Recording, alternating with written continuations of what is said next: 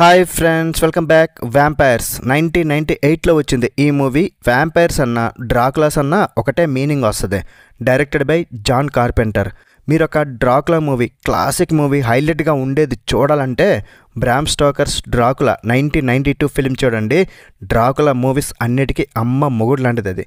సరే, మరి ఈ మూవీ విషయానికి వచ్చేస్తే రన్ టైం 1 hour 50 minutes ఉంది. ఈ రక్త పిశాచాల సినిమా ఫ్యామిలీతో చూసేస్తామంటే కుదరదు. ఉంది భయ్య మసాలా కొంచెం. యాక్చువల్గా ఈ మూవీ యూట్యూబ్లోనే ఫ్రీగా ఉంది, కానీ యూట్యూబ్లో అడల్ట్ కంటెంట్ అంతా కట్ చేసేసారు.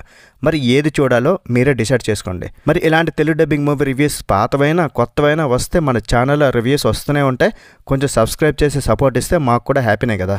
మరి ఈ మూవీ చూసిన నాకు జస్ట్ పర్లేదు అన్నట్టు అనిపించింది భయ్య. ఒక వ్యాంపైర్ మూవీ ఏదో టైంపాస్ కోసం అలా ట్రై చేస్తామంటే ట్రై చేయండి. ఫస్ట్ హాఫ్ అన్ అవర్ బాగుంది, మళ్ళీ క్లైమాక్స్ 25 minutes అయితే ఓకే అనిపించింది. నాన్ స్టాప్గా యాక్షన్ ఉంటుంది అనుకుంటే అలా లేదు. ఫస్ట్లో లాస్ట్లో ఉంది యాక్షన్ అంతే.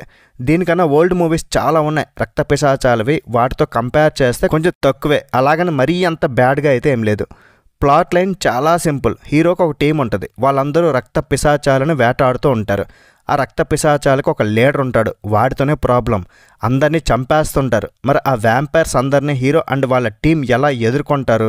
వీరితో పాటు ఒక అమ్మాయి కూడా ఉంటుంది. ఆమె అసలు ఎవరు, లాస్ట్కి ఏమవుతుంది అనేది మూవీలో మిగతా స్టోరీ. ఇందులో ట్విస్ట్లు టర్న్స్ ఏమీ ఉండవు. హీరోని ఆపే మనగాడే లేడు.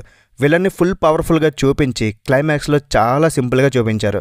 ఆ వ్యాంపైర్స్ని హీరో ఎలా చంపుతాడు అన్న కాన్సెప్ట్. సో యాక్షన్ ఉన్నా సరే నాన్ స్టాప్గా ఉంటే బాగుండు, అది లేకపోవడమే ప్రాబ్లం.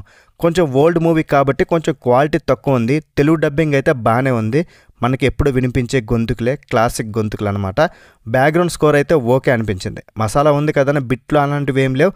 బార్లో కొంతమంది అమ్మాయిలు ఉంటారు, కాకపోతే వారి ఒంటి మీద ఉండాల్సిన ఉండమన్నమాట. సో ఈ మూవీ గురించి నేను ఇంత చెప్పగలను, ఇంతకు మించి చెప్పుకోవడానికి అయితే ఏం లేదు.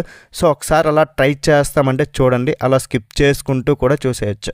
మరి ఈ మూవీకి నేను ఇచ్చే రేటింగ్ ఎంతంటే 2.5 out of 5. That's it guys. ఇలాంటి మరిన్ని రివ్యూస్ కోసం మన ఛానల్ని సబ్స్క్రైబ్ చేసుకోవడం మాత్రం మర్చిపోకండి అయ్యా. మీ ఫ్రెండ్స్తో కూడా షేర్ చేసుకొని కొంచెం సపోర్ట్ ఇచ్చేసేయండి. వీడియోకి ఒక లైక్ కూడా వేసుకోండి. బై బాయ్, జై హింద్.